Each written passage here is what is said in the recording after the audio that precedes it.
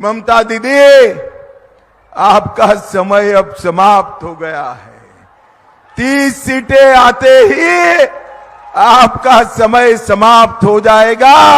यहां पर भी मोदी जी के नेतृत्व में भारतीय जनता पार्टी की सरकार बनने जा रही है। बिहारे हारছে, उत्तर प्रदेशে हारছে, राजस्थाने हारছে, मध्य प्रदेशে हारছে, साउथ इंडियाতে तो जीरो, केरलाয় जीरो, तमिलनाडुতে जीरो, कर्नाटकও তাই, नॉर्थ ईस्टर्नও তাই, बांग्लाও তাই। 4 चरण पूरे हो गए हैं। 380 सीटों का चुनाव पूरा हो गया है। बंगाल में 80 सीटों का चुनाव पूरा हो 18 सीटों का चुनाव पूरा हो गया है।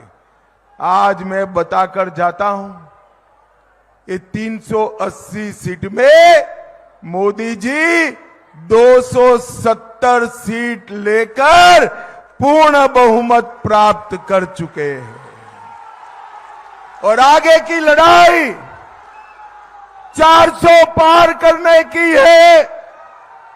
बनगांव वालों बताओ, 400 पार कराओगे क्या? बंगाल में 30 से ज्यादा सीटें जिताओगे क्या? फोर्थ फेज হয়ে গেছে, তাতে 195 থেকে 200-র মধ্যে বিজেপি বড় জোর হলে করতে পারে, আর ইন্ডিয়া জোট পাবে 295 থেকে 315।